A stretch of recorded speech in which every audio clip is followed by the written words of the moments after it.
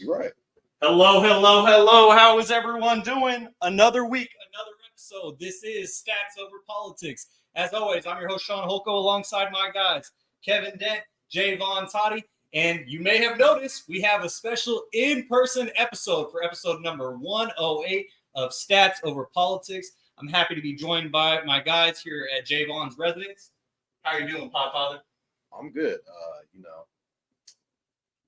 Kev said some slick shit before the pod, so I'm just not gonna not address it. But it's all good. But we're here now. We're almost at football season is upon us. I know we're just coming off a gold medal. Everybody's celebrating the gold medal for the U.S. But yeah, I'm excited to have all the guys in person. It's good. It's good to be in person. It is. For the second time here on Stats Over Politics. Kevin, welcome home. How are you doing? Doing well, man. Alumni game didn't go too well last night. Had my main guy showed up in t-shirts, flip-flops, let me hanging. But I'm doing well, man. Can't complain. This is going to be the episode, a crazy one. I'm feeling around 7:45, 8:20 range. We're going to get a notification. Brandon Ayukanella, Pittsburgh Steeler. He is praying that this happens. So online, on person, and I'm ready to go, man. Because there's no better reaction than a live reaction. He planned it. Kevin Chef live on the show. I mean, I hope that you're not holding your breath because you would have been holding your breath for the last 4 or 5 months if that were the case. But, apparently, according to all the reports, whether if you believe the smoke screens or not, Brandon Ayuk has 2 options now. Either coming back to the San Francisco 49ers, agreeing to whatever they want to offer him or whatever they could agree to, Jaevon. Or he's going to be a Pittsburgh Steeler, Gary's team, also Marcus's team, Marcus, if you want to pop in real quick, just say hello to the people because we have our first live viewer for the first time. If you want to lean in. Shout out to Marcus. We appreciate him for being here to support us on our second live episode. Hopefully in the future, we might have a restaurant or something to do a live pod from. We are continuing to build. And episode 108. Restaurants, holler at us. Right? In Portland. Yeah. Oh, yeah. Hey, there you go. I'm down for that. The Pacific Northwest is a great place to be. We getting flown out? You can drive it. I'll put it on gas. Hey, honestly, I'll put that place over here. Yeah, that's the fact. In Southwest, to be honest, they got some pretty good flights. They got some good deals. I could have Uber you around all week. It all worked out.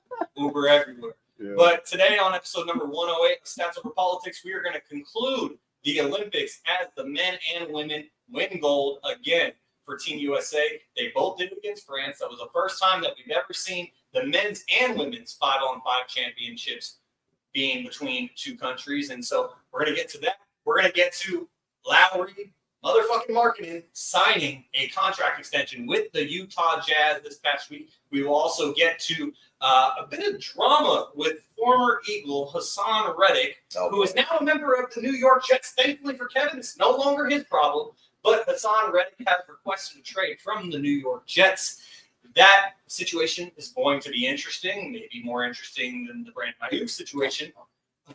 It's the juiciest thing around. I guess, you're not wrong. So we're going to get to that. We're also going to circle back to last week's episode in which we previewed schedules for the San Francisco 49ers and the Pittsburgh Steelers. Now this week, we're going to get to the other teams in the AFC North and the NFC West, as well as getting to this or that. We're going to have Shaun's Pop Quiz. Good morning. Shaun's Pop Quiz is back. It's happening today. And so Starting off fresh, yeah. Yep, we're starting off fresh. Season can't see with his computer. Season 3, yes, exactly. Toddy, he has no devices to try and cheat with, and so we're going to get to that today, as well as there's one other topic that's slipping my mind that I'm trying to think about. We'll get to it all today on episode 108 of Stats Over Politics. So, guys, let's get right into it. As Team USA men's basketball won the gold once again.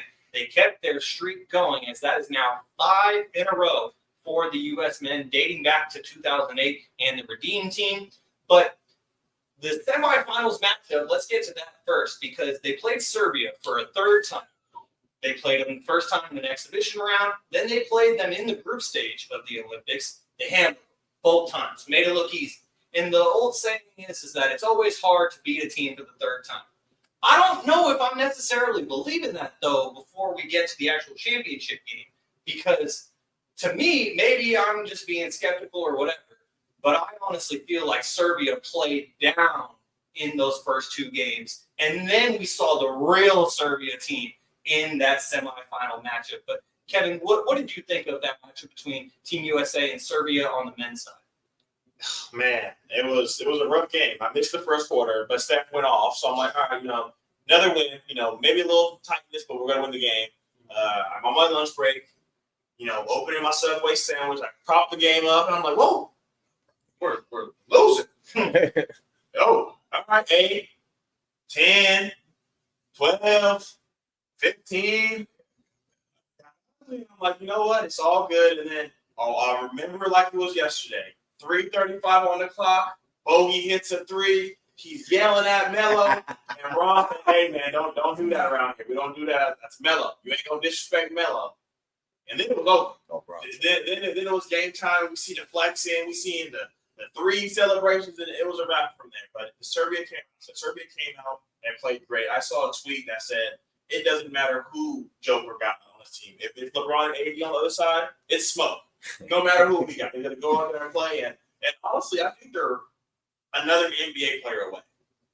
And I was talking to my dad about this, and it really goes to show that the force of the Nuggets is not the duo of Jamal Murray and Joker, because we saw Jamal Murray away from the Joker, and he's really bad.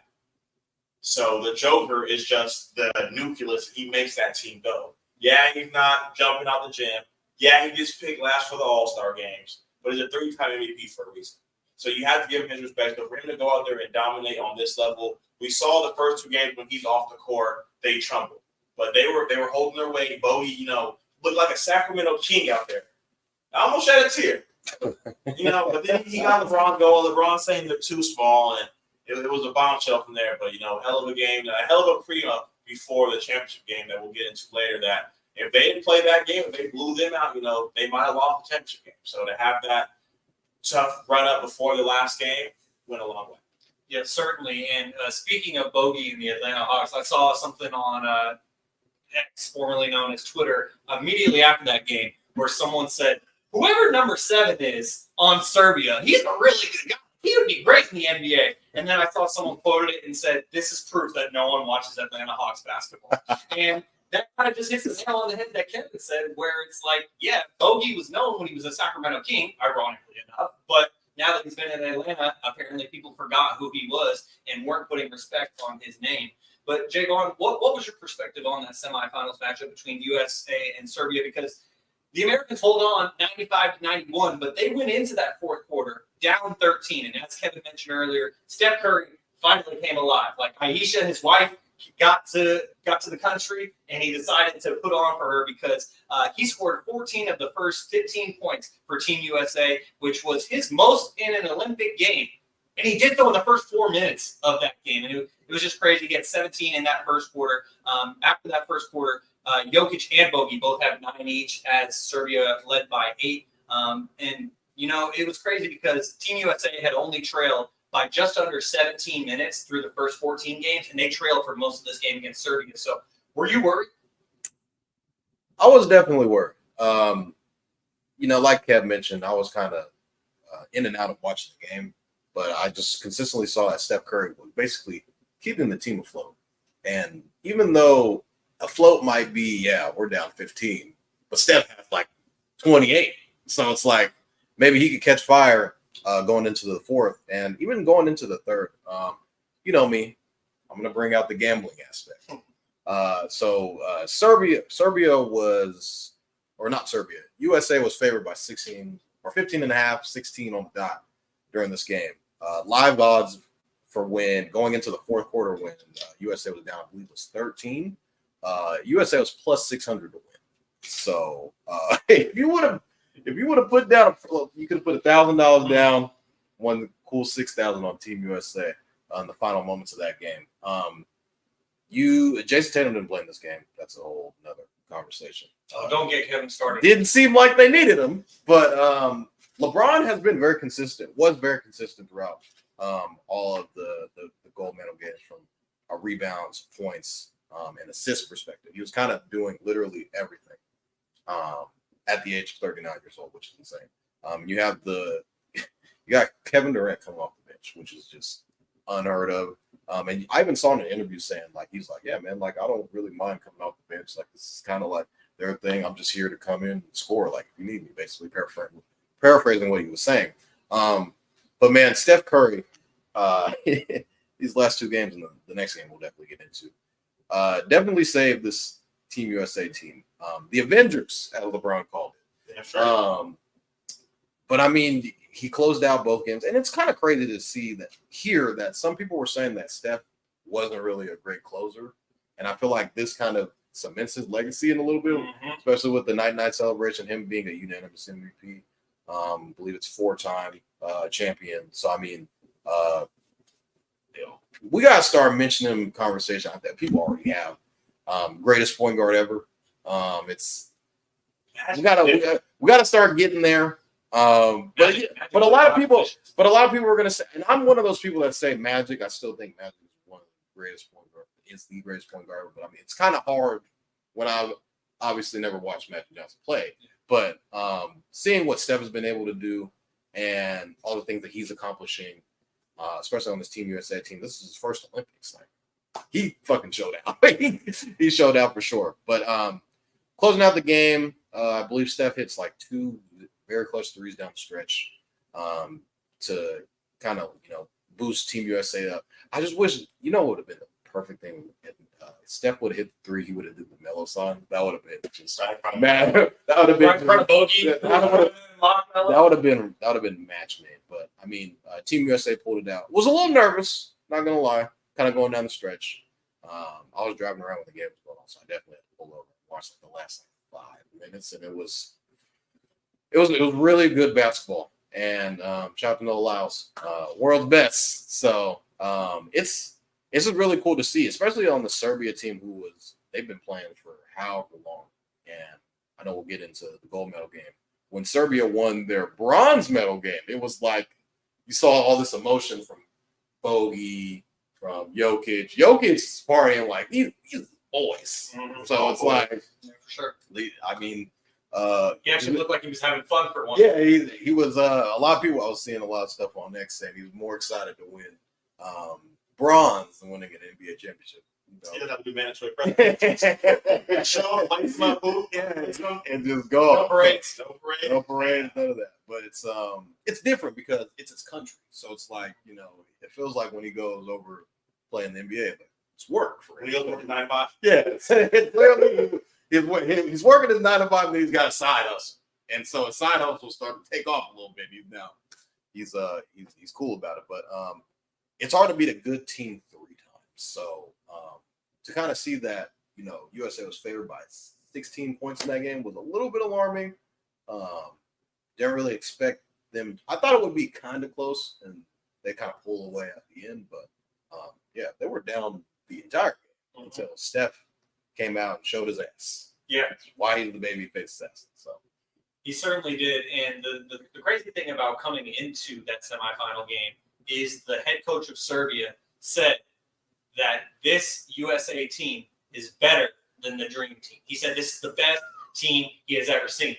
I don't know if he was doing that to lull them into a sense of comfort where it's like, yeah, we're the best, and then they catch him sleeping, or if he actually meant it because he was coaching for Serbia. I don't think he was the head coach, but he was coaching for Serbia back in '92 when Team USA had the Dream Team. So he saw it in person himself, but ultimately Team USA pulls it out. And I even said to Kevin during the game because I forgot that it was on, and I had to rewind it, and I was fast forwarding through the commercials throughout the game, throughout halftime. No spoilers. Exactly. Because of that, I was behind everyone, and I told everyone who was texting me about it, I said, no spoilers, please.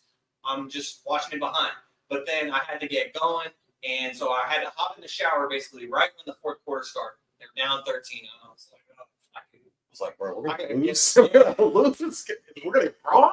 Exactly. Yeah. And like the thing that I said to Kevin is like, I'm not worried until it gets later because Team USA, the men, like they hadn't been tested until this point. Yeah, they were tested throughout exhibition play, but did they really have their best ability at that point?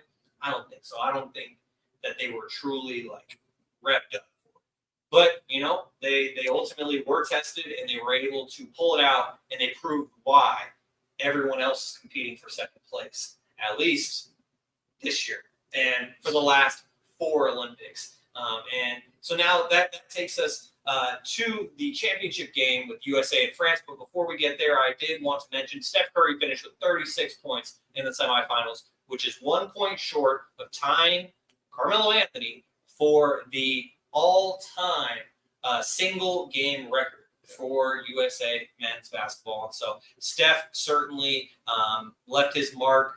One other note from the semifinal game is that Joel Embiid finally decided to show up. He was dealing with the crowd booing him and taunting him throughout because he decided not only not to play for Cameroon because he probably wouldn't have even qualified, just like my guy, Lauri Markkanen in Finland, didn't even qualify.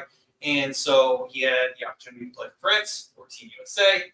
He wanted to go and get that gold, so he played for Team USA. But he finally came alive in this game as he had 19 points on 8 of 11 from the field. And so shout out to Joel Embiid for getting going. And it really seemed like Team USA's strategy in this game was to have everyone except for Nikola Jokic beat him. Because Jokic still finished with 17 points, 11 assists, 5 rebounds.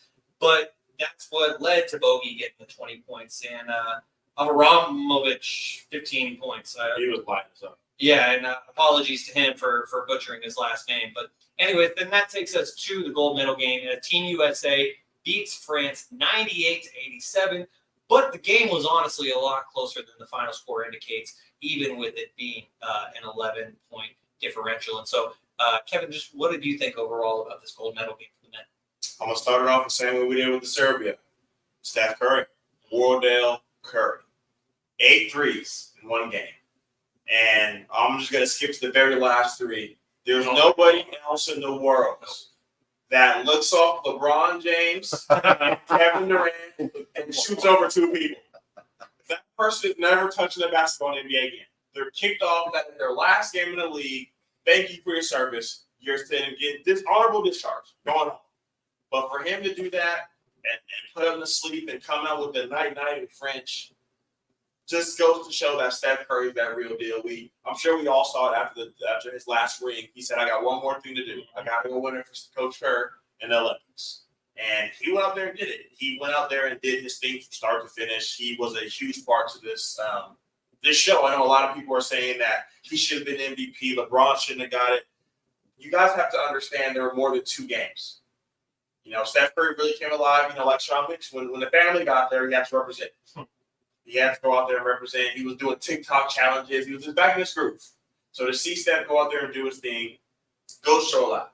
But the one guy I wanted to talk about, and I'm not, apologies in advance, I'm going to butcher your name.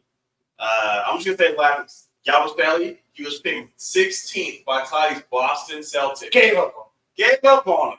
They didn't hit for no calls. I'm not going back. Wait, is this the same guy that dunked on LeBron? Yeah. Walk right in. He walked the Hey! Some would say that was patriotic. 40-year-old man putting his body on the line. If that's a Lakers game, he's doing this. Yep. Let's go. He's not getting the. He's not taking on the the line. No, he's not blocking it. Just getting out the net and pushing. Put his life on the line. 40 years old. A couple days ago, he was triple-double. Greg on his beard. He's doing whatever he can. He put his body on the line. But the unsung hero about this whole Olympics is Devin Booker.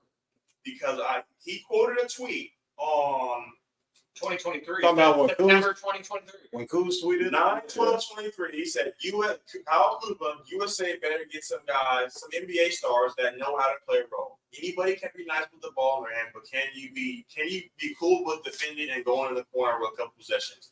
If you guys been tuned in a couple weeks, we talked about Jason Tatum is a great player, all NBA player, the only American on first team all NBA. So how are you going to tell me I can't play against these guys?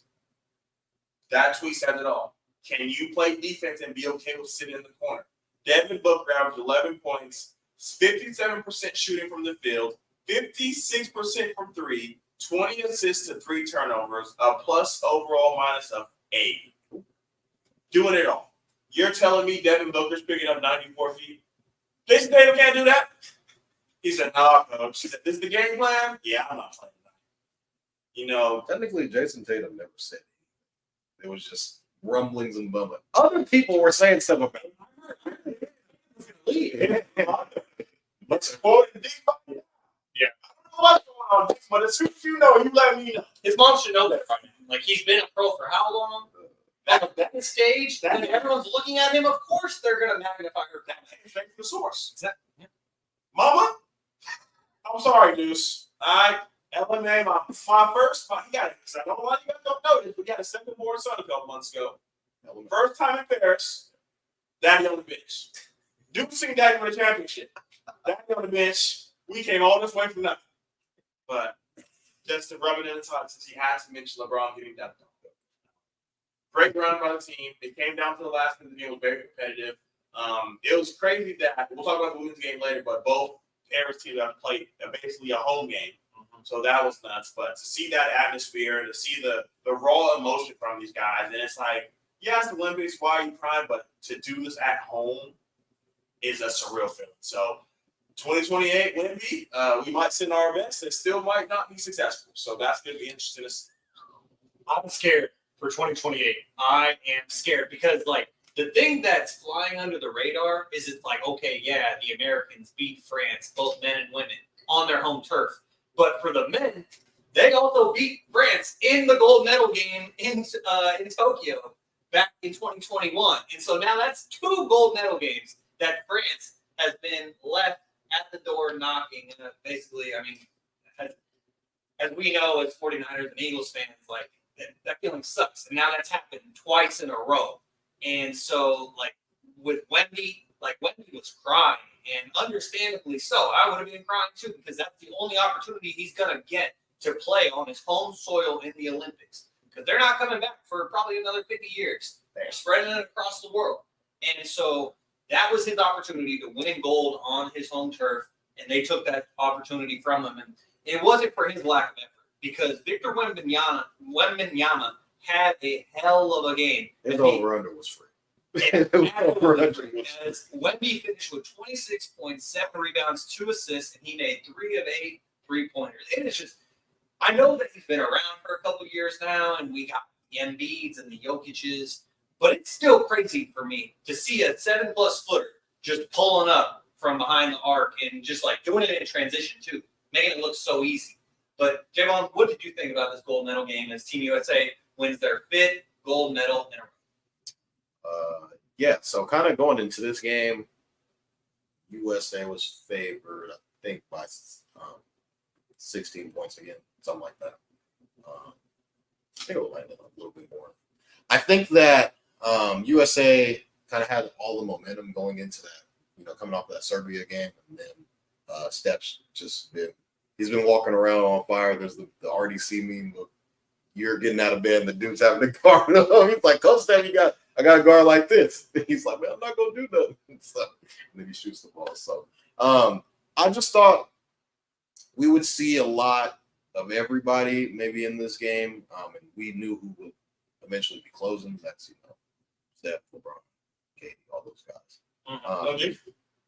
No, Jason was going to close. Unfortunately, based off of the math. But he did play. The math. You did play. Yeah, the math was saying the numbers we had to get right. People were saying that minutes was forced. So Twitter is a crazy place. It made sense though for Tatum to play in this gold medal game, like all politics aside, because finally Durant started. Yeah. And so you had LeBron and Durant in the starting lineup, and so someone had to relieve them. So, D-Book had a very quiet, very good game. He had 15. I was going to say off the bench, he started, though. He did start, so. Yeah. Joel played well, I thought. And going back to what you were saying about the booing, he played with Philadelphia. As Kev already knows what it's like in Philly. They booed the shit out of him. So, I mean, it was like, so he lives for stuff like that. So, just the game itself was just, seeing how everybody was interacting. There was, I think, 20 million people watched this game. So this was like the highest rated, I think, NBA or not game, I think basketball game in a very, very long time. We all know that the NFL is king when it comes to ratings. And to see that everybody was watching this game just meant that this is kind of like the last ride, essentially, for all the guys. And, LeBron, KD, and Steph, obviously they're not all going to be on the same team, but just to see them all on the Olympic team, and then they were asking guys after the game, are you going to play in 2028? I'm like, probably not. And then there's the Magic Johnson meme where he's like, I'm not going to be. So, Wemby he looked like a freak. He played his ass off. He really was the only chance that they had. Shout out to Draymond for coming to come and hate on Rudy Gobert, who I didn't know was going to play because they kind of took him out the lineup, and he wasn't really playing in the other qualifying games. So to see him kind of come out, it was kind of all hands on deck. Mm-hmm. But this team, I think we all kind of agreed when this team was formed. It was like, okay, they're kind of coming to relieve all the guys of their duties. Like, this is the team that's supposed to win gold. And LeBron was kind of the guy at the forefront saying, like, hey, you got this person. When LeBron says that I'm going to play, it's kind of like, all right, so that means that he's going to play. He's kind of like the catalyst for everybody. It was cool to see all the really cool moments. And even when, Anthony Edwards and KD, that dynamic, Kevin Durant, or Anthony Edwards, shout out to our boy Wes. His favorite player is Kevin Durant growing up. And when he caught a lob from him in the game, that was one of the coolest moments that was just surreal. And, kind of to see him when they were going out in the playoffs and him talking shit to him, that was a really cool moment for him. And to catch a lob from him in the gold medal game, that's it. Can't get no better than that. So, and obviously Steph Curry put on a freaking show at the end. Kind of just icing out the game and all of the threes that he hit, especially Kevin said, if you have anybody that looks off Steph Curry and Kevin Durant, you are gonna get put. You're getting shipped off to anywhere because you don't look. These are Hall of Famers that are looking off. Steph, a Hall of Famer in himself, hits an insane 3-pointer. I even saw someone on Get Up say this is the greatest shot like ever. So.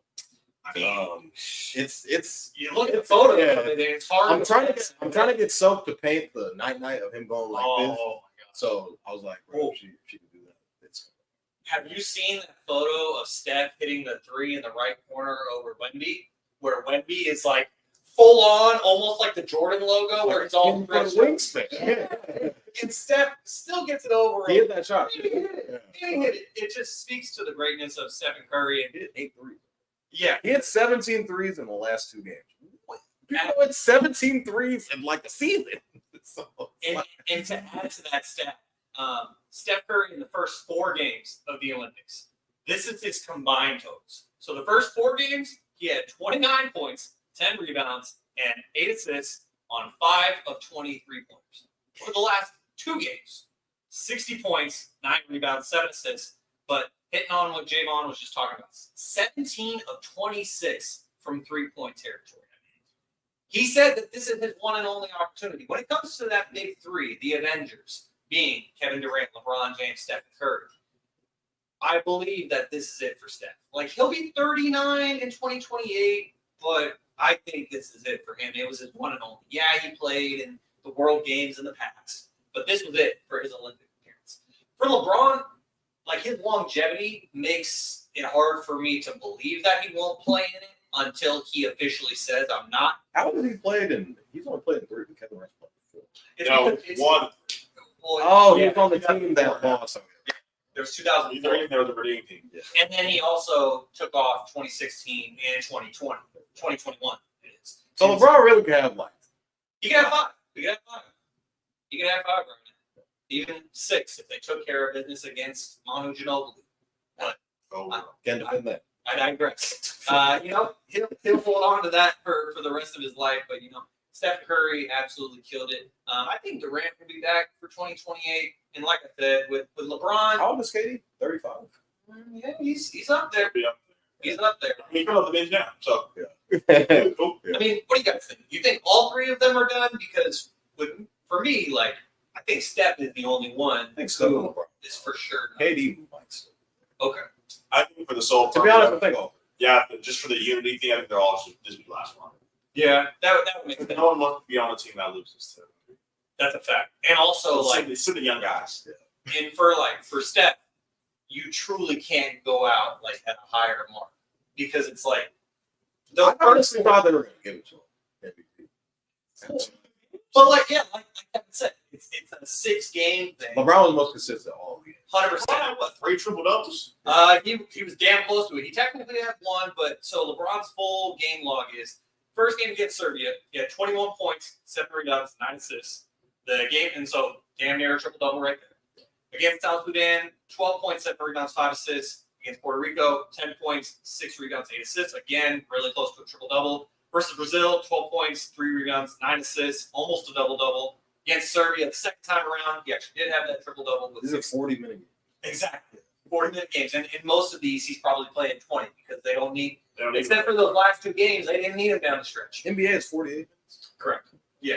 And so the second game against Serbia is when he had a true triple-double, 16 points, 12 rebounds, 10 assists. And then that final game against France, he had 14 points, 6 rebounds, 10 assists. So his averages over those 6 games, the MVP, he got 14.2 points per game, 6.8 rebounds, and 8.5 assists. So Kevin, as our resident LeBronologist, he's officially done. This is it. He's done. He's gonna unless he comes back and says, you got a Bronny James jersey, Jr. You got a Bronny James. No. You got Bryce James jersey? Bronny got it first. I feel like Bryce is going to be better. But Bronny be older, so I mean we don't know what he looks like. That would be Bryce would be bigger than Bryce is a senior, so a freshman, so that means he wouldn't be in the NBA until 27. 25. No, 27. Yeah. Going in at 27. Yeah, correct. So you don't be a rookie. 26, Top 27. one of these players. For 27, he'd be a second year guy, so I mean that might be hard. That's true. And then we still got the young guys. So He's no Cooper Flack. He's not going to come in and just like Cooper Flack could have played on this Olympic team based on how he was playing. I mean, we did it with Laker. We did it with AD. Yeah, that's a fact.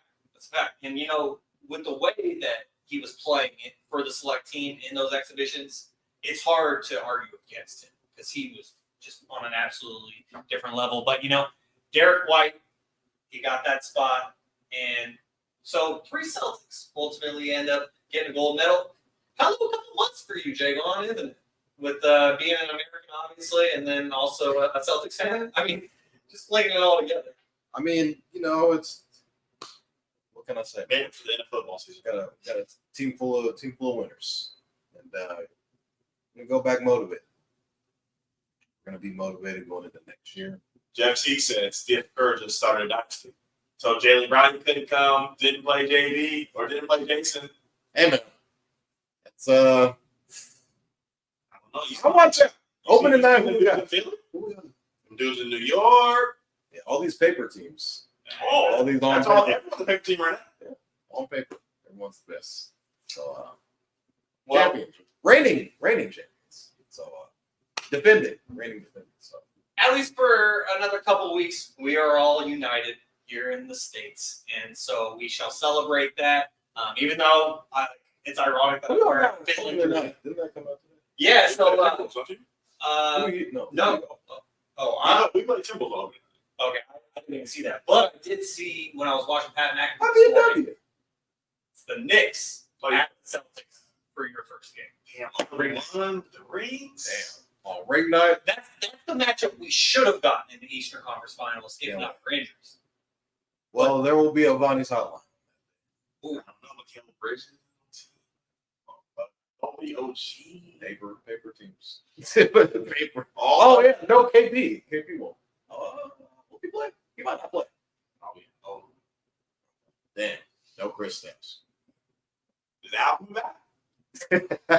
Hey, fuck you, Al. Shout out to my guy Matthew. Yeah, every time I hear Al Horford, I have to say that. If the Nabers, Akita, you're starting center game one. Who? The Nabers. The Nabers. Oh my gosh. Nimi! I'm sorry, Nimi, man. Yeah, I guess we're just in shambles game one. Yeah, well. We ain't losing on ring. That's all I'll say. Flip this. Regardless of what happens this upcoming season, we still got number 8. And for now, the Celtics have the most in the NBA. So we keep things moving here on episode number 108 of Stats Over Politics. Shaun Holko alongside Kevin Dent, Jaevon Toddy. And so now, guys, let's get to the women, because unlike the men, the women have been on an absolute tear for nearly 30 years, longer than all of us have been alive. Marcus, I think you're around the same age range as us. Longer than all of us have been alive, because ever since 1996, the U.S. women have not lost a fucking game. Point blank, period. 61 games in a row. 8 straight gold medals for the women. But that almost came to an end on Sunday because France came to play. And in our Stats Over Politics fantasy football group chat, I think it was Uncle Manny who brought up the over-under for the men's and women's game. I said, take the women, minus the points, guaranteed money. I thought that was free money. And then with the men, I was like, I don't feel confident about that. I could not have been more wrong. And, shout out to the France women because they absolutely proved me wrong. French women. Well, we got Gavin Williams to start out, who should be in the WNBA right now. She's not on. Oh, yeah, I thought something about that. Oh, you mean Gavin Williams was going to come on the podcast? Oh, yeah, I do mean that, Gabby Williams. I do. Soon, hopefully. So Gabby Williams, former member of the Seattle Storm, UConn Husky, she was the star for that France women's basketball team. But also, shout out to Maureen Johannes, who is out there looking like white chocolate Jason Williams, just throwing passes behind the head, behind the back, like nothing. And she is a member of the New York Liberty. She hasn't played for the Liberty this year because she had to be a part of the French training camp, and the WNBA has put in new rules limiting players, basically saying you can't show up to training camp late. You can't show up to the season late. If you don't show up on time, you can't play. And so it's unfortunate for Maureen, but she wanted to play for her country, and understandably so. But before we get to USA versus France Part 2, the women did play against Australia in the semifinals, and they handled Australia 85-64. What shocked me so much about this final for the women is the fact that they actually were in a competitive game. Because we haven't, we saw it in the WNBA All-Star game when Team USA lost. But other than that, we haven't seen them in a competitive game at all.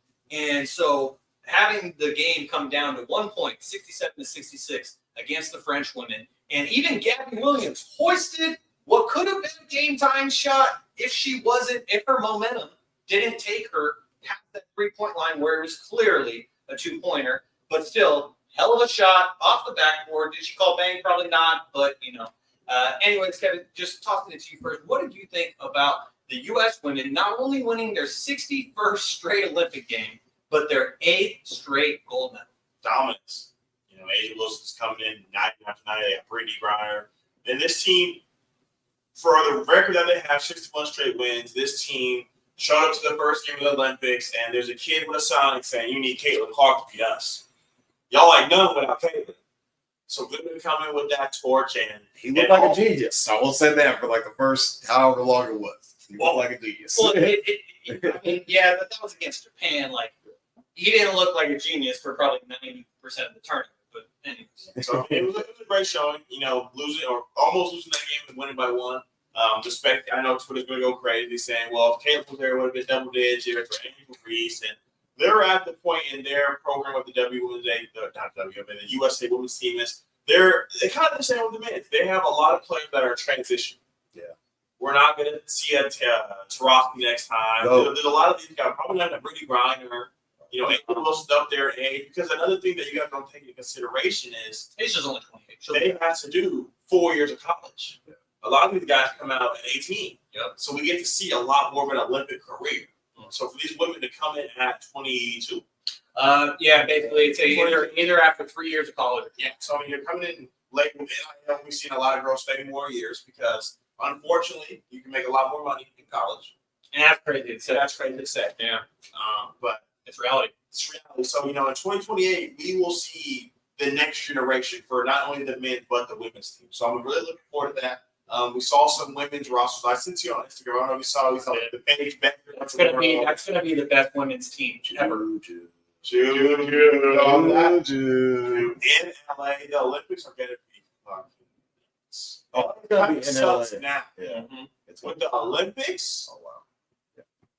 The one player that was actually, you know what? No, never mind. I'm gonna correct myself. I think she actually was on it, but the one name that we haven't said yet, Cameron Brink, is also going to likely be on that 28 women's basketball team. Another player who currently resides in LA, even though she's out for the rest of the season with a torn ACL. But Jaevon, what did you think about this final? Because as I mentioned, the women weren't really challenged throughout the entire Olympics until we got to this final, and they barely pull it out. At one point, Asia Wilson, she finishes with 21 points in this final, 13 rebounds. She was the MVP for the women. And just what did you think overall about them getting their 8th straight gold? Yeah, Asia Wilson, she got a gold medal. She's probably gonna win MVP of the league. Yep. Might as well just. Mm-hmm. Did she win European MVP?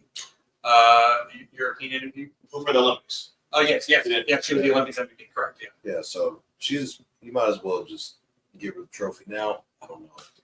She should have honestly. Like, I'm sorry to cut you off, but like, I'm a Liberty fan. Last year, Brianna Stewart won the MVP. Asia should have won the MVP, and that would have been her 2nd in a row. This year would have. She sure did. And her second consecutive Finals MVP, that was her second consecutive title. She won Finals MVP because Chelsea Gray had won it the previous year. But anyway, Asia would be going for her 3rd straight regular season MVP, if not for last year, but. She continues to show why she's the greatest in the world. I just think the U.S. men's and women's have the best athletes in the world. Mm-hmm. You kind of showed it why get kind of a little close at the end. But even going back to Asia's interview at the end, what do you think about Khalid? She said that bitch. I thought that was awesome. It's hilarious. I think without Asia Wilson, they probably don't win golds. Yeah. She's just that special. Who would you guys compare Asia Wilson to the NBA right now? 2-time champion. What? She's a better finishing man on a while. Nice comparison. I like how you said that. Her accolades don't compare to Bam's. No, I'm saying she's the player. They're probably like not the same size, but he's a smaller guard or smaller big. But in her sport, she's considered tall. So, but I mean, from a playing perspective, probably. I like Anthony Davis. I don't know. Does she talk about shot stuff? Yeah, she is. That's kind of what the reigning defensive player of the year. That's what I was kind of. That's what I was trying to kind of get at. Maybe she's her accolades. These, so it's like. But like that. That's team accolades, though, right? Because I mean, he's a 7-time All-Star. He's been an All NBA guy. All defense. Yeah, all defense.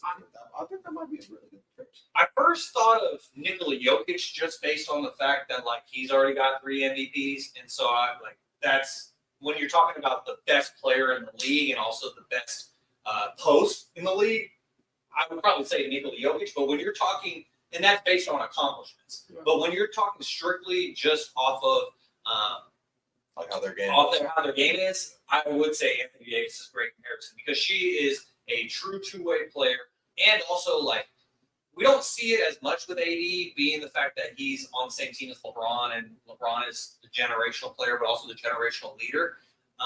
But honestly, like she literally does everything. She does, and she's been doing that since she was in college. You go back to South Carolina, she won 1 chip, should have won 2, and now she goes to the Aces. The Aces were nothing before she got there, and now they are a juggernaut. And like they're going for their 3rd straight championship, and as much as I don't want to say it, they're likely going to probably. I mean, New York Liberty are the best team in the WNBA right now through the first half of the season. Let's not forget. But Jaevon just said 3-peat. Kevin might say 3-peat. A lot of people are going to say 3-peat. I mean, even if my bias wasn't shining through, I might say 3-peat as well. Because I mean, just look at this women's Olympic team. There were 4 Las Vegas Aces on this team. And they got their own all-star. A majority of the games, they had 3 players starting. Could they get the Olympic too, the Aces? Honestly, I'm going to say no, just out of respect for all the other players. Because think about it. If you remove an Asia Wilson, Chelsea Gray, Kelsey Plum, Jackie Young, right? If you remove those 4 players, you're replacing them with a Caitlin Clark, with an Enrique Iguodala, with an Angel Reese, and with whoever insert. I feel like it'd be closer than a lot of people think.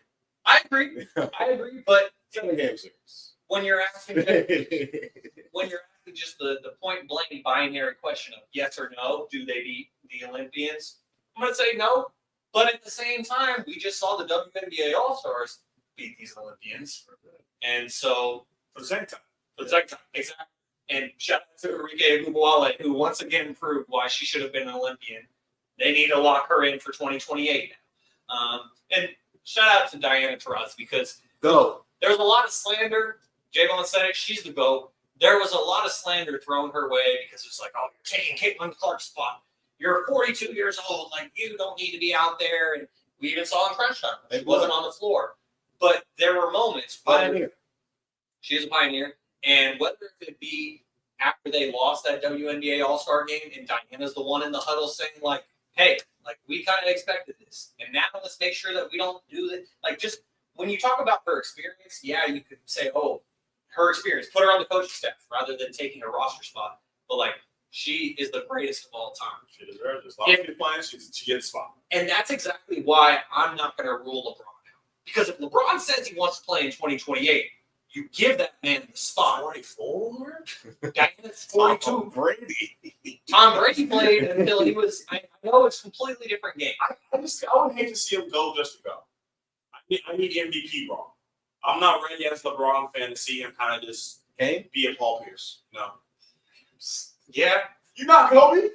You know, just into the bench kind of guy. Get a couple minutes here and there. More of a mentor.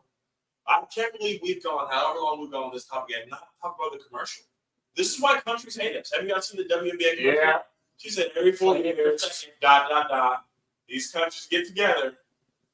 Second place. Why do countries hate us? And, you know, honestly, I bet those Nike marketing executives were completely sweating all throughout yesterday's game because, like, it was too. They probably the Knicks, too. Yeah, I know. I mean, they probably recorded these commercials before the Olympics could start. 100%. So, I mean, someone brought it up. Like, that would have been the second funniest thing that Jason Tatum's commercial. Like, they came back and lost. They filmed that commercial probably before the finals started. Oh, yeah. Like, what you going to say now? What you going to say now? Just give me win this thing. The women's and the men's. Right away. That's how you know they recorded a while. Well, and that's just what you got to do is you got to start planning ahead. Like, even in my career as a sports writer, like, there are plenty of times, like, if I'm writing a story on deadline because, like, the real professionals, as I like to say, the big J journalists, like, they have their article published the second that buzzer hits. And it's like, how did they do that? Like, they didn't know the outcome until 5 seconds ago. Like, how's the story already published? You're pre-writing, thinking about what you expect to happen. And a lot of times with that, you're deleting a lot. And then you're like, fuck, got to rewrite this whole story. Like, I've had times where I'm covering a game that's a 20-point blowout, and I have a story already written. And then, like, for example, I covered in the high school basketball section playoffs this past year. Woodland Christian played Apalachicola Christian. There's a guy named Romello Bruin who you guys are going to learn about pretty soon. He's going into his junior year. He plays at Woodland Christian. He is fucking massive.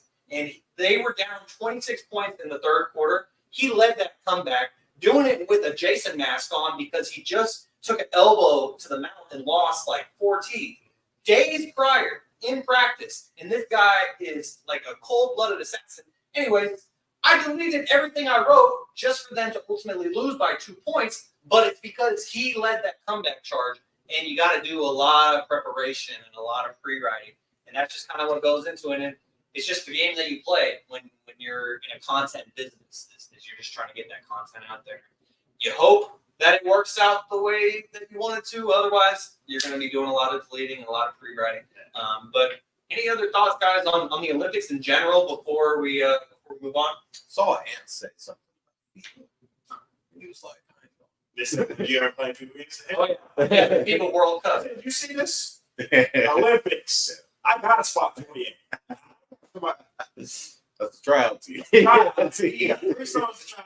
And FIBA is what inspired the Kyle Kuzma because, like, Team USA didn't even get a medal the last time that they played in FIBA. And that was a team led by Tyrese Halliburton and Josh Hart. And yeah, Apollo. It was Apollo. Yeah, and so, like, you know, nothing is guaranteed, especially now that we're going to be losing the Avengers. And, yeah, we're going to be getting all these great players that are going to get older and get better. But, you know, like, there's a reason why those 3 guys are such generational talents. And I know Serbia has one. I know France has one. I know Canada has one in SGA. Like, okay, maybe not put SGA in that category yet, but you get the point. Yeah, well, I mean, he was the runner-up for the MVP. First team All-NBA. And so, you know, I would probably put him in that conversation. But I wouldn't be surprised if he vetoes it. I ain't going back. You can find somebody else. I ain't going. He got 2 goals. He's all right. You can tell. Yeah, I guess so. And so as we continue here on episode number 108 of Stats for Politics, Shaun Holko alongside Jaevon Toddy and Kevin Dent. Guys, it's time for season 3 of Shaun's Pop Quiz. Here we go. I have one question for you guys with, let's see, 8 answers. God, Jesus. Damn. So if each answer that's correct, Is it really one question? you get a point. It's one question. There's one statement. But anyway, just to review, since we're now starting season 3 of Shaun's Pop Quiz, season 1 champion, Kevin to my right, season 2 champion, Jaevon to my left. We shall What have you see done for me lately? who ends up. I mean, for being honest, I would miss a lot of season 2. I didn't. Tyler came out the last episode. What 0 points? I did 7. Come on, man. That's me DMPs. Shouldn't even qualify. The real question. Mickey Mouse shit. But I mean, no laptops. Let's see how many time he gets. No laptops. We're all doing this on top of the dome. So here we go. Because Stephen Curry. Oh, since you can't see us point. How we Oh yeah. So we debate the table. I'll just put a hand. Marcus can help me out too. If see a hand go up, that person gets to answer the question first. So Stephen Curry became the 9th player all time to win an NBA title, NBA MVP, Finals MVP, and an Olympic gold medal. Jaevon was the other for a while. there. He could have had a one thing on that. You didn't even know. Jaevon does do that a lot. Stop her. All right, so one last time before we get Jaevon, and then we're just going to alternate back and forth. Okay. So Steph Curry became the 9th player to win an NBA title, NBA MVP, that's regular season, Finals MVP, and an Olympic gold medal. Who were one of the other 8, Jaevon? Kobe Bryant. Ding, ding, ding. That is correct. So that's a point for Jaevon. Jaevon has 1 so far in season 3. Kevin, who is one of the 7 players? LeBron James is correct. Ding, ding, ding. That is correct. So Currently, we are tied 1-1. Jaevon, there are 6 other players besides Stephen Curry, LeBron James, and Kobe Bryant that have won an NBA title, NBA MVP, Finals MVP, and an Olympic gold medal. Who were one of those 6? Michael Jordan. That is correct. So ding, ding, ding. 2-1. All right, now it's hard. All right, Kevin. Hard to think now. There's 5 more, Kevin. Yep. So who else won NBA MVP, Finals MVP, an NBA title, and an Olympic gold medal? I think this is going to be a crazy name. Tim Duncan. Oh, yeah. Tim Duncan is incorrect. Because if you remember, he was from the Virgin Islands, so But he played with USA. but he played for USA when they got the bronze, right? Year that they lost. Yeah. So there you go. So I always remember the photo of him in the little Birkenstock with the MVP. So I knew he got one of them. Yeah. Yep. That's a fact. All right. So there are 5. Pardon me. There are 5 other guys, Jaevon, who have accomplished those 4 feats, other than Steph Curry, LeBron James, Kobe Bryant, Michael Jordan, the obvious ones. Damn. Who else? Magic Johnson. Ding, ding, ding. That is correct. So the score is now 3-1. Kevin, there are 4 others on this list who have also won an NBA title, NBA MVP, Finals MVP, and an Olympic gold medal. It doesn't have to all be the same year, yeah? No, not at all. No, just give them a Okay. Ding, ding, ding. That is correct. So the score is now 3-2. So 3 other answers, Jaevon. Who else has won an NBA MVP, Finals MVP, Olympic gold medal, and an NBA title? Larry Bird. Ding, ding, ding. That is correct. He's on fire. 4-2.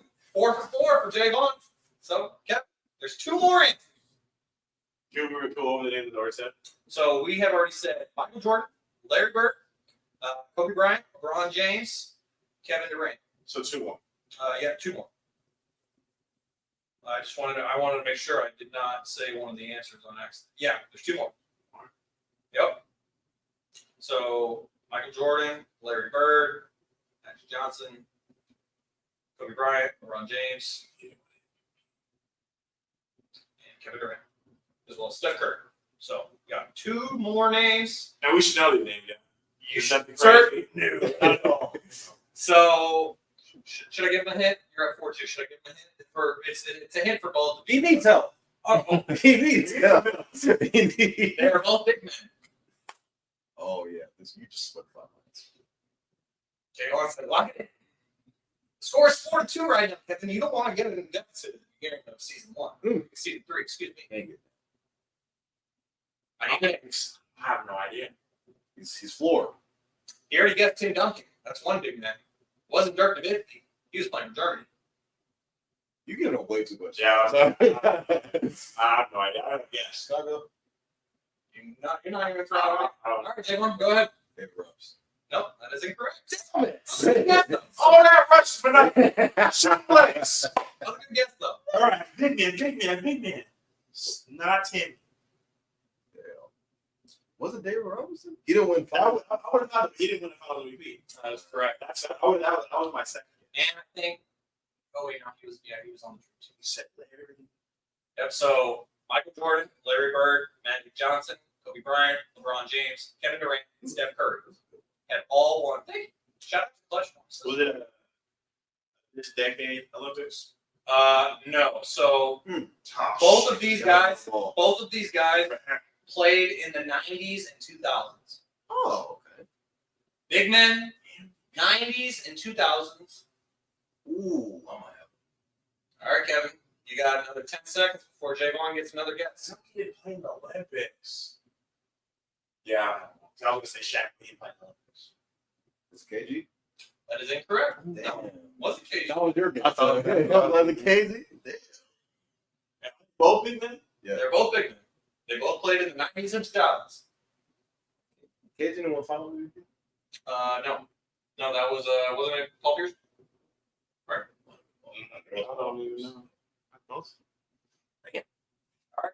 So I'm gonna read the question. KG was in my Yeah. didn't have all of it. So we have 2 more players that we have yet to be named. We got all the Whoa. easy ones.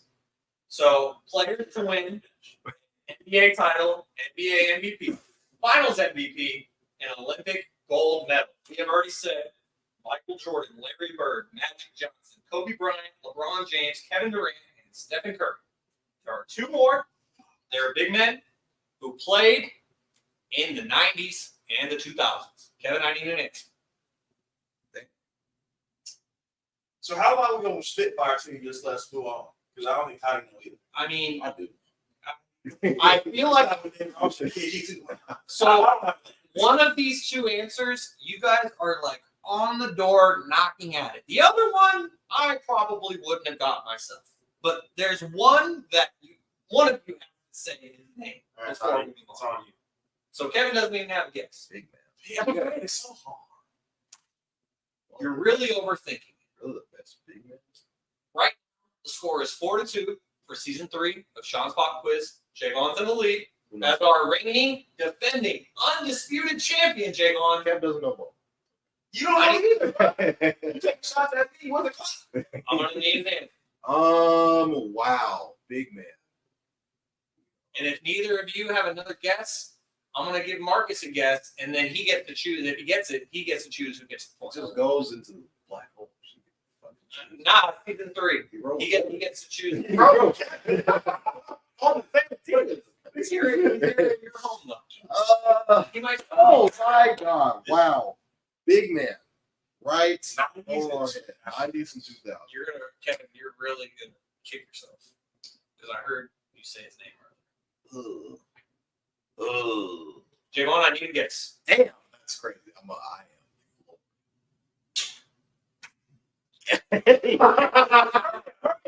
What is up? Move on. Kevin just realized what I told him. Move it on. Jaevon, I need a guess. Your final guess. Damn. So I'll read the question one more time. Keep going, question. No, let him read. NBA title, NBA MVP, Oh shit! Finals MVP, and Olympic gold medal. Those four Wow. qualifiers. That is incorrect. Damn. A good guess, though. That was a good guess. I don't think he was ever Finals MVP. But that was a good guess. Kevin, you got an answer. See, when you went over the accolades again, the guy I was thinking does not have 1 and 4, so I'm back to 0. What's Russian mean? Dude, I know. Damn, I thought it was Dwight. Crazy. MVP. Marcus, do you have a guess? I don't have a good one. Throw a name out there. Malone? That was a good guess, but that is incorrect. Oh, All right. Yeah, I didn't think so either. Do we give up? Yeah. All right. The one that I would not have gotten myself. Keep alive. Oh, hell. I feel like that was the one we should have known. Kevin literally said this man's name earlier, and then he said to himself, Oh, you heard him say it? yeah. I was really trying to just say Miles Dixon so I didn't like give it away. Yeah. Shaquille O'Neal. Wait, Shaq? I said Somebody Shaq. said Shaq. I think Shaq. You said Shaq, but then you said I didn't think he played in the Olympics, but I couldn't get Shaq. I didn't know that was your official guess. I'm sorry. Oh, those 3 to 4. Okay. Not Shaq. I said Shaq. I was like, I don't think he played in the Olympics, but Shaq was my guess. Oh, see, I thought that was you. No, that would be just Spitfire. So 3 or 4. I can go to sleep on that. Shaquille O'Neal. So for the nine players, and we have Marcus to attend here. You know, that's the weird. That's what I thought. That's why I would have never thought that one. Yeah. But I'm reading the list. Yeah. That's a fact. So 9 players have now won an NBA title, NBA MVP, Finals MVP, and Olympic gold medal. To be honest, I didn't fact check this, but I'm looking at clutch points, which seems like a pretty good page. Michael Jordan, Larry Bird, Magic Johnson, Hakeem Olajuwon, Kobe Bryant, LeBron James, Kevin Durant, Shaquille O'Neal, and now Stephen Curry. So the score is now 4-3 officially, and Jaevon is now in the lead, but it's close Only at the top. as we move on to another week for Shaun's Pop Quiz. Kevin, it's now time for this or that. Here we go. All right. So because Kevin did not know the order. And I apologize for that because I'm usually behind the keyboard, but I got my laptop set up over here, and so I apologize for that. But now it is time for it is my fault. I could have preloaded these, so that's on me. We're here now. But it's time for this or that. All right. This or that. We often mention the group chat and Todd hit the group chat with some obnoxious. I mean, let me rephrase. He always. What did I say? Just he came on here and a personal attack to Shaun and I. And I couldn't stand for it, so I had to bring it on what I said. That's to the podcast. This or that Malik Nabers edition. Oh, I love this. Let's go. I'm going to say Malik Nabers, and I'm going to say another name. And if they think that player is better than Malik Nabers, they're going to choose that player. First name, Garrett Wilson. I thought he was going to start with Marvin Harrison. All right, Garrett Wilson. Give me Garrett Wilson. He's already proved himself without Aaron Rodgers in the NFL. I'll take Wilson from the Ohio State University. Give me Nabers. Jesus. We're starting from name one. Give me Nabers. I'm going with Garrett Wilson. Second name, Puka Nacua. Oh, Malik Nabers. Oh. Malik Nabers. You don't just falling at 1,500 yards. yeah. No, I'm gonna go with Puka because he came out of nowhere and like Kevin said, 1,500 yards. It's just nuts. And he was the fantasy MVP for anyone who decided to draft or pick him up. I was in like 4 leagues and I did not get him in a single one of them. So that's why I didn't win a fantasy league this past year. But give me Puka. Yeah, I'm going Puka as well. I know it's the bigger name. You don't fall in 1,500 yards. No, not at all. Next thing, Maserati Marv. Oh, aka Malik Nabers. Marvin Harrison Jr. Malik Nabers. I mean, there was clearly a tier 1 when it comes to receivers in the 2024 draft. There was one man in that tier. His name is Marvin Harrison Jr. Didn't work out. Yeah, because he was so above everyone, he didn't have to. Give me Marv. Go Marvin. Some would say they would have won the 2021 championship if he never would have got hurt. It was 2021. Yeah. We played Georgia. We beat Georgia. Our kicker pissed down his leg. Third name, No, I'm still traumatized by that. Nico Collins. Ooh, I'll take Neighbors. Neighbors. I'll take Neighbors. They're all, That's one of the names. Nico's raw though. I know Nico took a while to get going, but now that he got quarterback, he's gone. Yeah, that's a fact. Next name, Drake. Ooh, I thought he's guy. But It's on my fantasy team. I'm going Neighbors. Yeah. Neighbors. Next guy, I haven't said anybody else. the wide guy, Deebo Samuel. Oh, give me Tebow all day, every day. Even though, I mean, if we're talking, The bias came out first. well, but if we're talking like who I can count on, I might want Neighbors just because Tebow's hurt so much, and that's Neighbors why hurt right now. I prefer Ayuk over Tebow just because Tebow is hurt so much, and I love him dearly, but it's like we've seen a big enough sample size. Like in the year that he needed to get paid, he stayed healthy, might have played through some stuff, he got paid. And now we haven't seen him for at least 16 games a year, and so He's been balling out in camp though. I will say that he's been the superstar of camp. So I'll take Neighbors. Did you answer on it? no, I didn't. I'm gonna say Debo for the sake of my 49er fandom. Don't disown me, guys. Don't disown me. Quick question: Even has he been balling out because of the absence fight? I just think that he's just been on a tear. He's trying to get back. Yeah. He's trying to get back. Man, I want to. Man on a mission. So say Debo. 2 more names. Last name, Jalen Waddle. Neighbors. I like these names because Kev is not gonna say the crazy names. Oh no! So he's I'm saying wide receiver 2 that are Yeah. 2s because their 1 is up free. Yeah, Brandon Ayuk is a freak. I agree. So she said Debo. Yeah. Brandon Ayuk is. Give me Malik Neighbors. I'm really on the team, so Oh, what? What are you talking about? He's on the roster. Give it's me not Malik. the Fields. He is on the sidelines. Wearing street clothes. Yeah. His tracksuit. Last name, I'm gonna let you know now. If anyone says Neighbors, we're packing this shit up midstream. We're going home. Last name, Devontae Smith. I would love to troll Kevin, but I'm going to take Devontae Smith because I'm gonna say Devontae. He won the hype. that took the words right out of my mouth Yeah. because it's like, who was the last guy to win the Heisman before Devontae Smith? It was a guy named Tim Brown, who was pretty damn good. And so, as much as I would love to troll, give me Devontae Smith. Skinny Batman. All day. Nabers could be better. You got to look at it. Nabers got to put up more yards because he's a one. Speedy got to play behind, all pro. He got Daniel Jones throwing the ball, so don't make it seem like he got just Shit. Herbert. Malik Nabers will have 30 more targets than Aiden. Off the rip. Yeah. Who else he throwing the ball to? It's like Jalen Hyatt. Respect him. Respect him.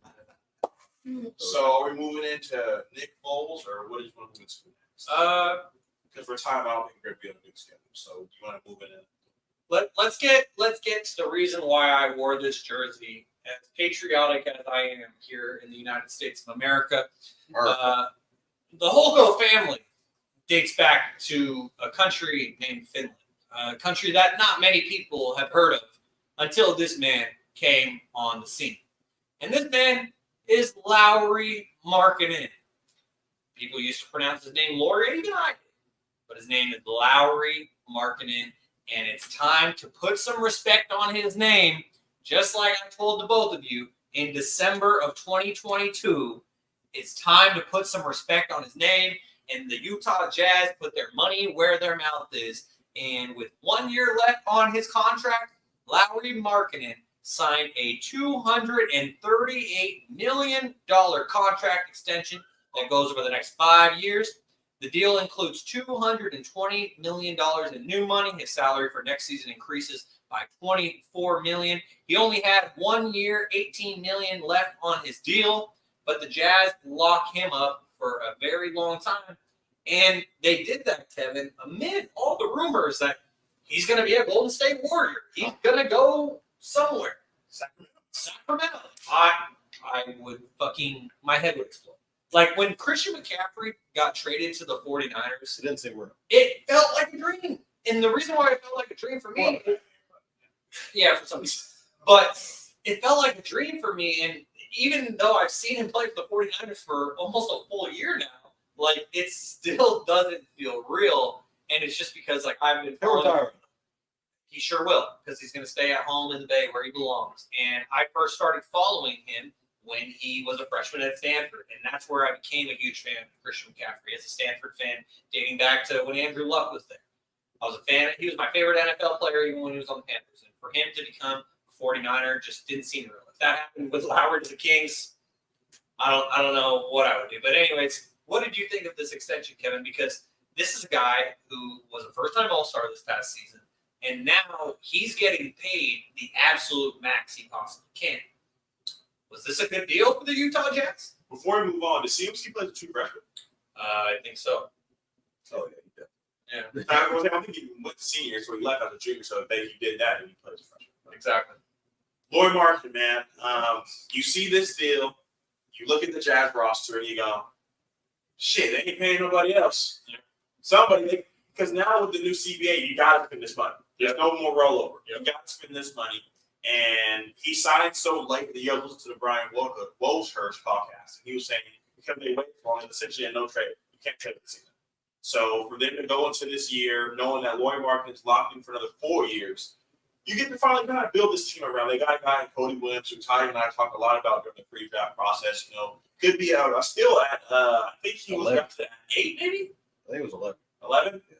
So for them to get him at 11, he was a dominant player in college, a two-way defender. They got Keontae George last year, so they're filling this team out with young guys, but they also have guys like Colin Sexton and Jordan Clarkson with 2 years left on their draft 10.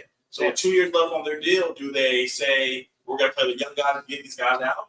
We saw last year, they started off hot towards the end of the year. The Jazz, the Thunder got their top 10 protected picks, so they say we're going to finish under 9. Yep. Just to play it safe. So is this team in the position to tank for, a predominant guy we talked about earlier in the podcast and a proof flag? Are they going to be in that? This projected draft class is loaded. This lottery, I saw before I came in here that Trey Young said that these guys in the draft were all role players. So you're drafting which role player best fits your team. Yeah, crazy that sounds compared to this next class. He's preaching. So is this team in tank mode and they're just going to tank and build around Lauri? We've seen him from Cleveland. He really got to flourish. When he was drafted to Chicago, when he got to Cleveland, he was playing on the wing. He's not a 4, maybe playing about the 3. So Now they got a guy like John Collins to put him at the 4, so he's playing predominantly the 3-man. So I'm excited to see what Lauri does in this contract. It's a great deal. So Man, if the Utah Jazz somehow landed Cooper Flag, that lineup would just be like so tall because like they have Walker Kessler, who is already like what a top 10, top 20 defensive player in the NBA, and you got Lauri who could play between the 3 and the 4, and you put Cooper Flag in there. What would Cooper play the 4 if Lauri was a 3, or would they flip it? And have well, I mean, with Evan, they have to flip it. So I mean, they can both draft, they can both shoot. Physicality-wise, from day one, it would probably be Lauri. He's a bigger defender. Coop still has that college body. So coming in from day one, I think it'd be the 3-4. That makes sense. Honestly, like I think that this was a great move for the Jazz, just because, as Kevin said, like they got to spend the money somewhere, and if you got an all-star on your team, you might as well pay him since Donovan Mitchell's gone, Rudy Gobert is gone. And they have all of those assets that they can now cash in. But Jaevon, how do you feel about this? Just when it comes to not only like Lauri getting paid, because whether or not he deserved the supermax, that's a topic that could be debated. But he deserved to get paid some way, somehow. But where do the Jazz go from here? I thought y'all was going to get sweepstakes. If we did, can't pay Keegan, but Keegan would probably also be involved in the trade. It was kind of like you got to like not really paying anybody, so who was going to go to you? Go to Lauri. Lauri's coming kind of off of a down year. Previously was an all-star year before that. But injuries did play a big role into why. Yeah. Played a big role into it.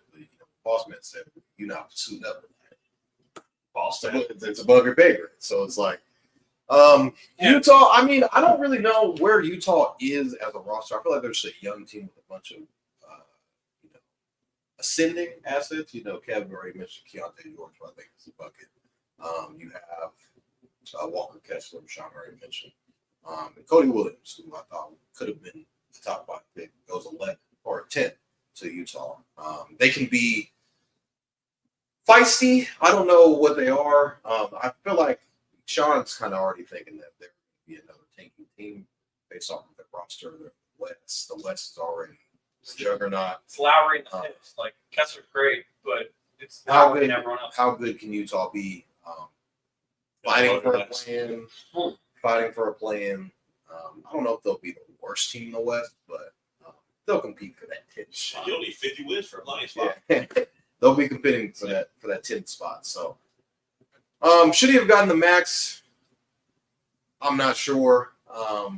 He had one good year technically, but he has the potential to be one of those. Yeah, he has one of the team, the potential to be one of those guys in the league, an all-star, which he has already shown. But Utah is. I feel like there's a team full of assets. There's just guys that be traded for picks because I know my guy Ainge likes to stockpile picks. He's a guy that 6th graders. Yeah, he drafted JT and JB, so Mark's gonna be out with him a lot. So Utah, I feel like there's a team kind of just waiting in the weeds a little bit to see what their future looks like. Yeah, it'll definitely be interesting. I'm afraid that Lauri is now going to be used as a trade asset even more because it's like, okay, we're not trading a player on an expiring contract anymore. Only want the worth out of it. Exactly. And I honestly think that Lauri's going to get traded, if not at this upcoming trade deadline, by the next one. Because you got to take this contract off. Yeah, but also with that contract, as Kevin said earlier, you got to pay someone, but also you get that security of knowing no matter what, he has to be here. Just like Brandon Ayuk has to be there because he's under contract. And unless you want to go to the Patriots, you gotta be around and you gotta find a way to agree to a deal. I'm happy for Lauri just because he got paid and he deserved it because, as Kevin mentioned, we started. Lauri from Malik month. That would be a terrible deal for Utah, but I'm all for it. Well, I got one to It would be Keegan and Malik. Keegan and Malik for Lauri and Cody and Camden. Oh, man. Cody and Keontae. Now, Probably only get one of those. Utah's hanging up. You got to pick. Yeah, you only get one of those guys. Well, the man to my left is a Devin Carter fan, so I think that means we're not taking Keontae George. So I got to take Cody Williams. Yeah. Hanging up the phone. And second? I need a second. Here you go. Yeah, Keegan Murray. And Monty loves trading second round picks on draft day. Yeah. So if we could get rid of that second round pick before I'm tuned into the draft, and then I'm like, why am I even watching anymore? I'm all for it. Bring Lauri to second. I'm all for it. As we keep things going here on episode number 108 of Stats for Politics, Shaun Hoko alongside Kevin Ditt, Jaevon for the second time ever in person here on Stats Over Politics. Hopefully, we have many more in the future. Jaevon, he's come home now twice. We got to go up to the Pacific Northwest one of these times. Just got to do off the tangent. Our guy Marcus over here is currently checking his prize picks. And he's trying to make sure that his picks sit. I can't.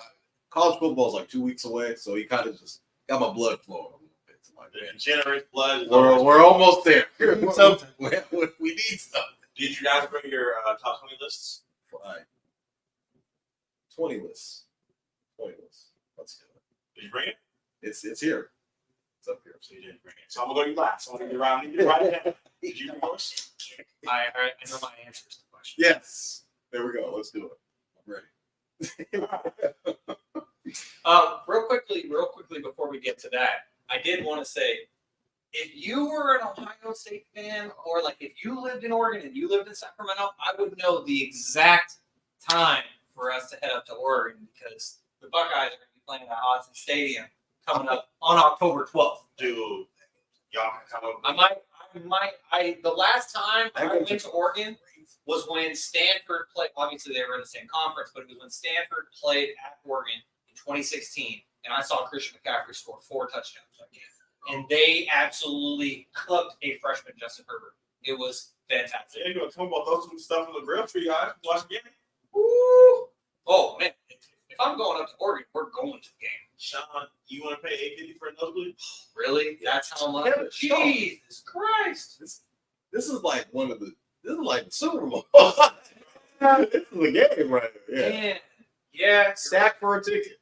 Yeah. That's crazy. $8.50 for a nosebleed. They can't even see you on TV. That's crazy. You just did a blob of green. You don't even get the Do you student want to discount. pay What's student discount?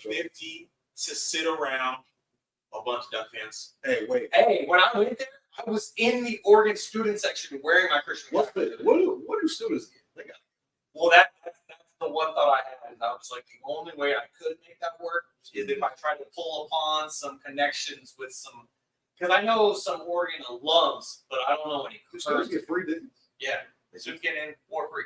It's just, and when I went, I bought like some $20. Let me see your badge. And I was wearing a black Sac State hoodie covering my Stanford jersey. Made my way into the Oregon student section, and then once I was in it, took off the Stanford hat, Stanford jersey, and they all were giving me so much shit, but Oregon was trash at the time, so like they let me live, and I was pretty obnoxious. Oregon trash. That's right. Yeah, well, it was in those in between years, Hey. Between Mariota and Herbert actually getting going there, and before Cristobal, but now it's who's there now? Is it Dan Lanning. Dan Lanning? There we go. Dan Lanning. And We're so, going to play for clicks. Every time I go, I go, man, let's play for clicks. You want to do that? No more 25. I got to play. I still have not downloaded College Football 25. That's fun. Okay, Madden came out today. So Oh, really? Shaun or Kevin, I was like, yeah. He's like, yeah, I got it. It's just I don't got it. I was like, what do you mean? I got the game, but I got my Xbox. So. And that's a great way. Yeah, so There you go. Kevin is the Madden expert, but it's now Moving time for on. one of our Yeah. favorite topics. Facts segments. or cap. So, Shaun, let's swing it to you first. The Chicago Bears are not a top 15 team in the NFL. It's oh, a fact. This is a fact. It's easy because you look at their division on its own. You got the Lions, the NFC runner-up. You got the Packers, a team that's on the rise. You even got the Vikings, who had a down year, but now they got a future quarterback. So that could be. I mean, the Vikings is a toss-up between the Bears and the Vikings because the Bears probably have one of the best wide receiver corps in the NFL, and so that takes them to a certain level. And they have a guy and a rookie quarterback who is a generational talent, a guy that, Marcus, I don't know if he ever said this to you, but Jaevon said before last season even started that Caleb Williams, who was entering another college football season, was already a top 15 quarterback in the NFL. I remember that. And it's like, he hasn't even played it down yet in the NFL. How is he already top 15? But anyways, just getting back to the official question of this being an absolute fact, is that I just look at their division. I know for a fact that two of those teams are better than them. Are they? The Vikings, yeah, I know for a fact. And then you look at the Vikings, it's a toss-up. We'll see what happens there. See if Sam Darnold is the starter or J.J. McCarthy. But that's already two teams. You can say three that are better. I know the Niners are better. The Chiefs are better. There are countless teams that are better. And so when I think of the Chicago Bears, I think of them as one of the lower 17 teams rather than the top 15. And so for me, this is a fact. All right. You know what? I'm going to next since Toddy is working on this. I'm sure we know the answer without even having to look at the teams in the NFL. So, factor cap, the Chicago Bears are not a top 15 team.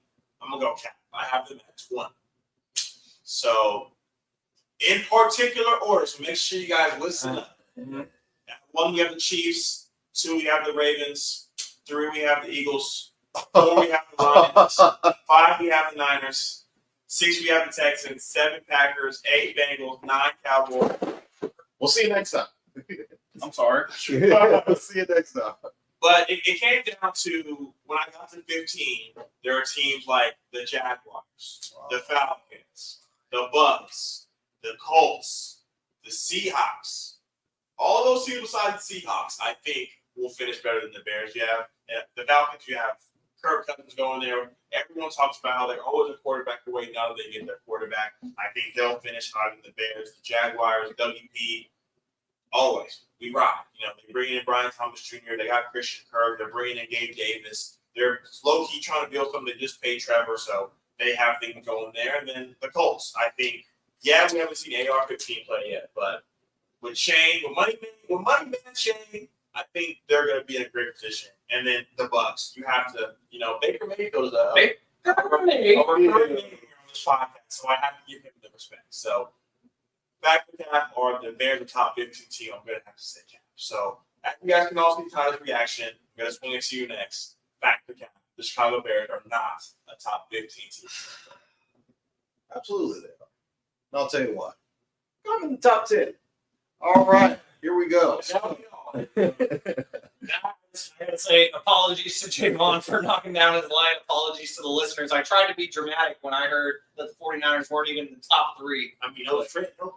Oh my gosh. Anyway, sorry. Go ahead, Jaevon. Jaevon said this is cap. For clip purposes, we're starting. So I need the whole shrug. We need all that again. We need all that energy. In fact, the Chicago Bears are not a top 15 team. Well, of course they are, Kevin. They're a top 10 team in the NFL. And I got them at 9. I went down the list. Spoiler alert, Uncle Manny. Boys ain't in here. Sorry. I'm just going to put that out there right now. Boys are not on this list. There's a lot going on. Could argue the Niners have a lot going on. They're on the damn Super Bowl last year. So we're going to go out 1. Got to give the respect to the Kansas City Chiefs. They just won it. So it's kind of just like, all right, Patty won it. I got the Niners at 2 runner-ups last year, play away. You know, who's to say Chris Jones doesn't get through to Brock Purdy? Because right now he was running it wide open in the back of the end zone. And, yeah, that's another story for another day. I got the Ravens at 3. Got to give Lamar the respect. He's the MVP. 4, I have the Lions. I thought the Lions are going to be one of those really, really good teams. Kind of coming into it. They re-signed all of their guys. They had to pull the ropes the entire NFC Championship game. So, don't peek at this one. You didn't peek. Got the Lions at 4. 5, I got Houston. Kevin has been Coleridge Bernard Stan. They should. I'm going off of what I've seen in the offseason, the acquisition that they made. They obviously got Stephon Diggs. They got Daniil Hunter. I think they got Joe Mixon. Yes. Joe Mixon is the back. You got TJ and Tank Dell's coming back. They just re-signed Nico. They got a bunch of guys coming back. So they're going to be a force to be reckoned with in the NF or AFC.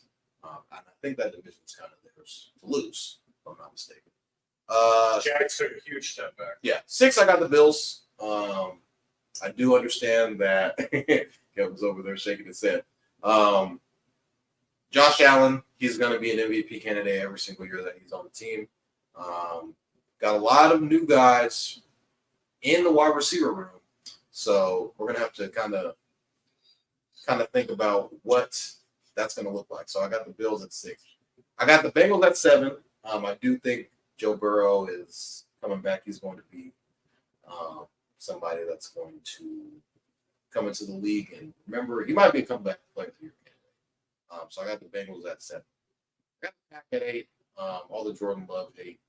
They did make a deep run in the playoffs. So he just signed his new deal. I think the Pack will be a team to kind of watch out for. 9, I got the Bears. Got the Bears at 9. You got Caleb Williams. You got Cole Kmet. You got DeAndre Swift. You have Rome Odunze, DJ Moore, Keenan Allen, Jalen Johnson on the back end of that defense. So all pro. Jalen Johnson did not make the top 1 list. Very exciting. At 10, I got the Bucks. Won the division last year. Got a playoff game. Got to give Baker Mayfield some love. So yes, this is a fact. The Bears are a top 15. They're top 10. Yeah. This is cap. This is cap because it says not. Oh, cap. Yes. So this is a cap. They're a top 10. Where would you rank the Philadelphia Eagles? Oh, the one and done Eagles. Ah, man, the one and done Eagles. They did get better last year. I had them 11. Oh, They were just at the top. It's crazy because They would have been top 10 if they beat the Bucs. What he kept saying was acquisitions. Any of those players better than Saquon Barkley? Saquon. I would put Saquon. I also think that their head coach is a joke too. So I mean, Oh, but the Bengals finished at 7. Yeah. What is the difference between the two coaches? Oh, I've seen this before. I'll just sit back. Because they both went to the Super Bowl, lost their OCs. Both ain't been back since. One just missed playoffs. One's never missed playoffs. One's top 10, one's not. one did lose their quarterback. That is kind of important. Yeah. You do need so Jalen And still finished 2 games from playoffs. Gardner Minshew was taking snaps last Joe year. Burrow just not the guy. Lost like 6 of their last 7 games, I think, last year. So I'm just saying, the resume is the same. One just has missed the playoffs, one made it. Why do we have to discredit Joe Burrow instead of propping up Jake Brown? He even said Jake Brown was nothing. He lost the quarterback. Zach Taylor, and they were literally a game away from the playoffs. Would Marcus Mariota have gotten the Eagles to the playoffs? Shaun close out. All right. Okay. Couple more topics that we got to get to real quickly. And as Kevin may be upset right now, these are 2 Philadelphia Eagles center topics. First of all, let's get to the news of today. Yes. And that is that Haason Reddick, former Philadelphia Eagle, now New York Jet, has requested a trade from the New York Jets. Although Joe Douglas, the GM of the Jets, has said vehemently that they will not be trading him. That's what they've been telling him all along. And he's basically stuck and has to deal with it. He's still in Tokyo. Yeah, I was going to say, Haason might be in Japan.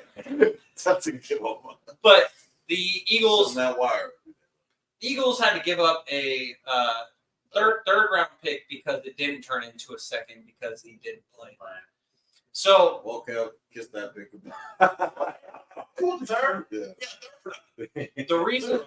the reason why I find this conversation to be entertaining is just after the 2022 NFC Championship game, Haason Reddick is the name that tormented Jaevon and I, and that we just kept hearing all the time. Oh, if you didn't put your third string tight end on Haason Reddick, then maybe you guys would have had a quarterback in that game and didn't lose your fourth string quarterback. So he's brought you a lot of joy. Thankfully, he is no longer your problem. He is now a problem of the New York Jets. But what say you on this topic? So we all knew that he wasn't stepping on the floor for the Eagles without the contract. He was stepping on the field. So to trade for a guy like that, knowing the situation and not have a deal in place, is kind of idiotic by the Jets. I would have assumed that. The Jets were the Jet.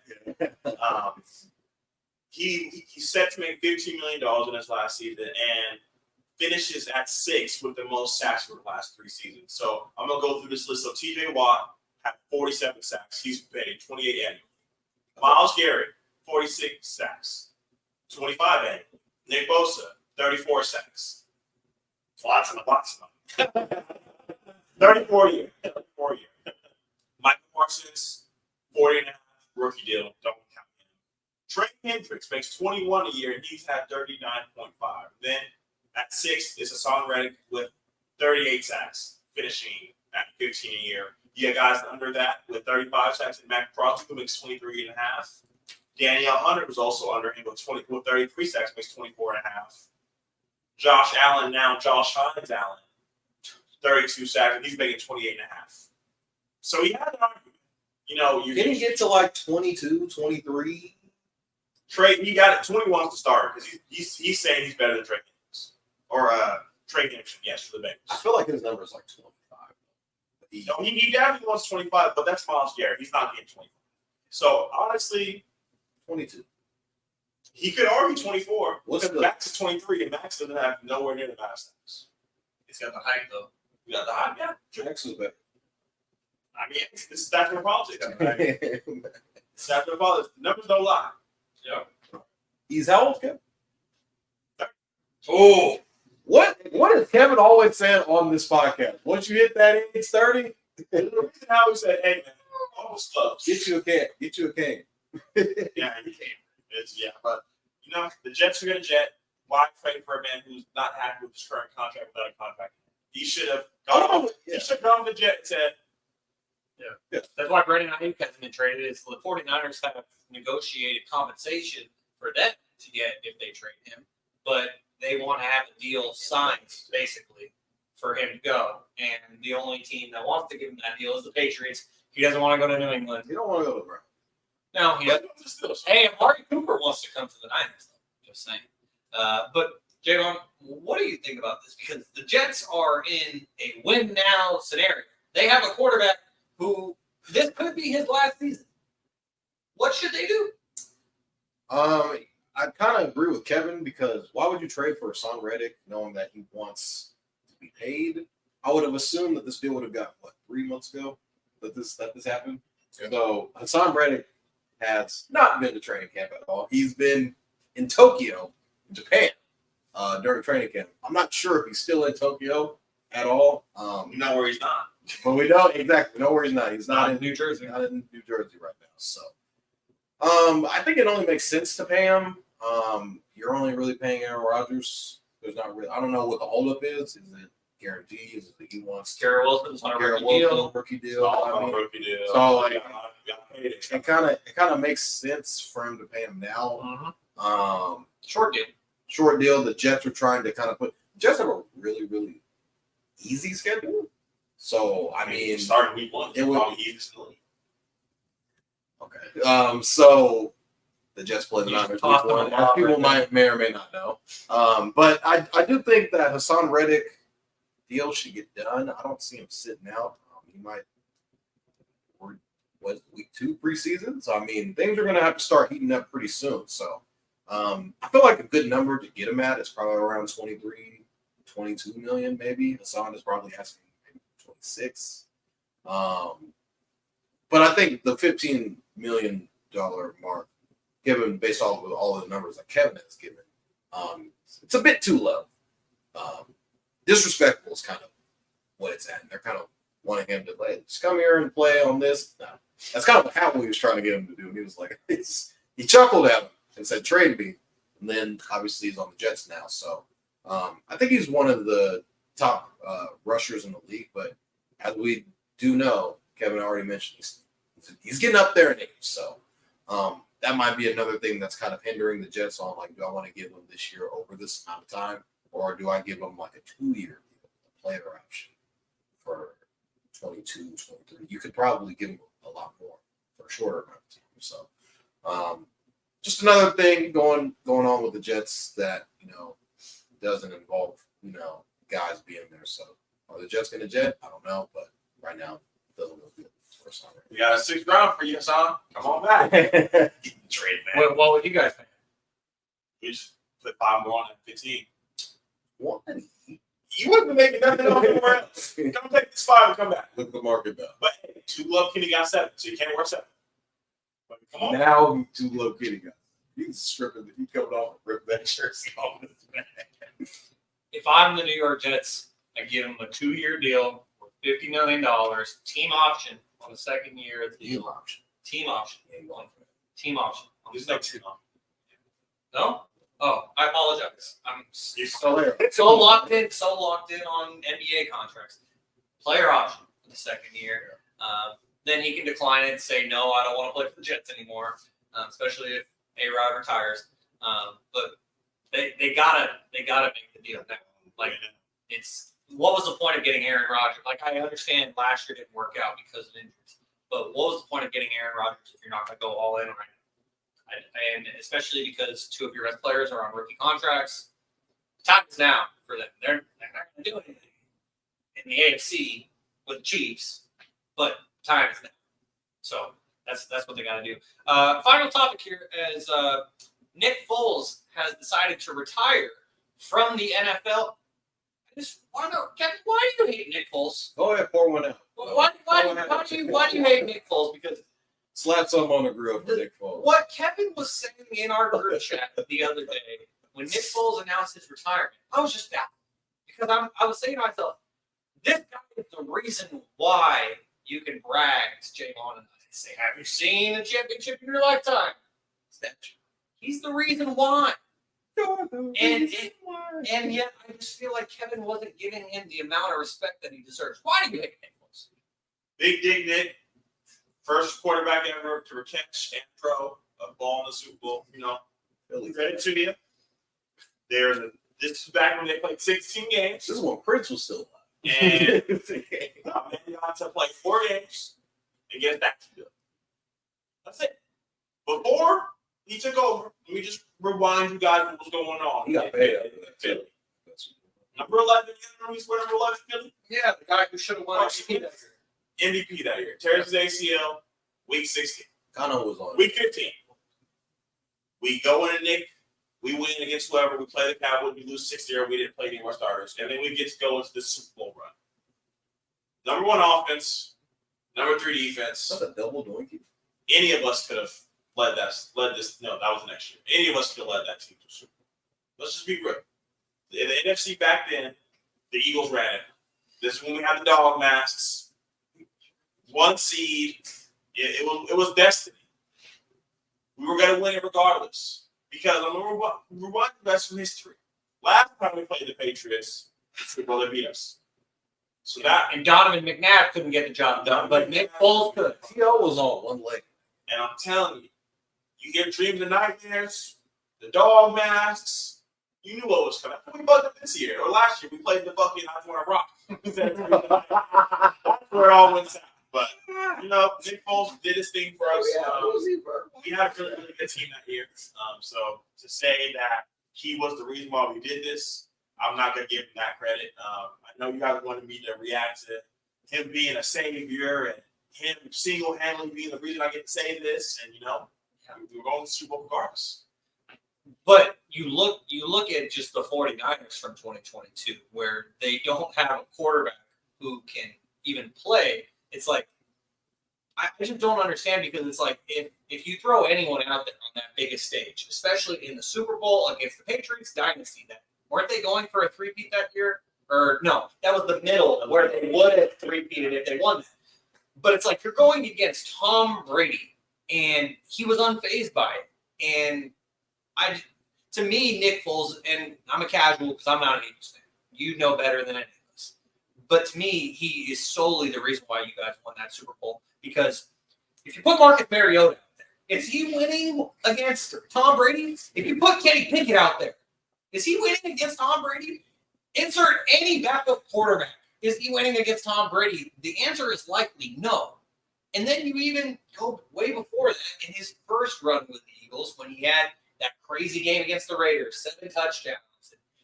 He just really made his mark in an Eagles jersey. And for you to throw shade at him the way that you did in our group chat, it just shocked me. I was baffled because, like, he does deserve a statue. I don't think it was shade. I just think it wasn't the respect you guys wanted to come off. I never take selfies. I just said he played 5 games. Dougie P was the coach. He didn't have Nick Sirianni. So. He played 5 games, you know. I get why Kevin's saying, like, you could have Dougie P was calling. We were a great team back then, you know. I mean, if you want to be real, Tom Brady threw 2 picks and a fumble. That's what happens when you have the number 1 defense. Did Brandon Graham have that strip sack? Yeah. So, I mean, yes, he did a lot, but we had a lot to give already. Where were you at?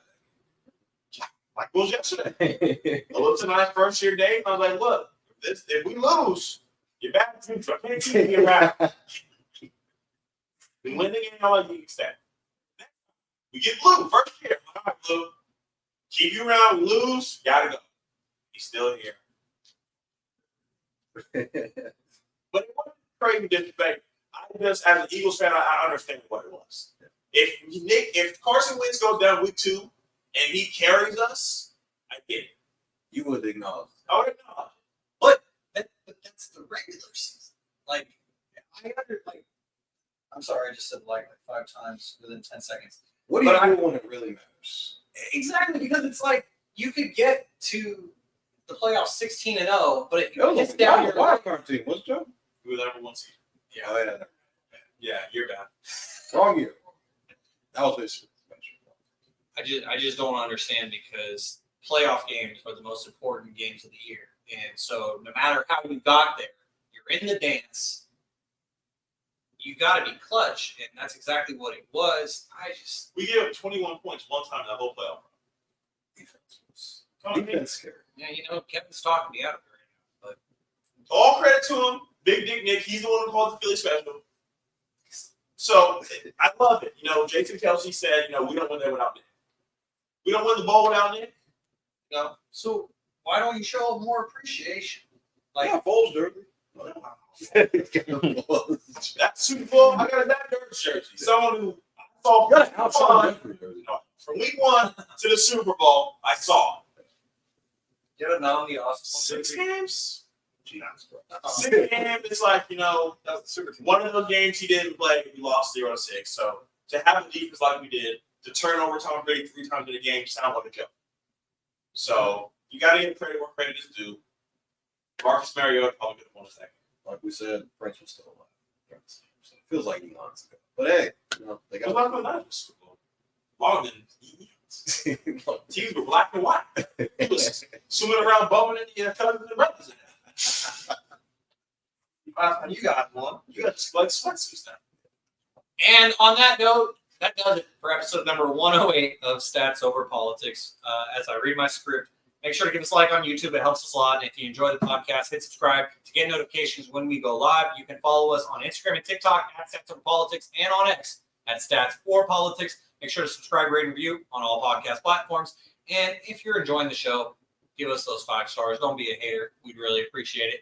As you guys have been tuned in to episode number 108 of Stats Over Politics, for my guys Kevin Dent, Jaevon, Toddy, and our guy Marcus, who was here to join us as our first live viewer. We appreciate you. And we will see you guys next Monday on another episode of Stats Over Politics. And be able to trade on that episode. See you guys.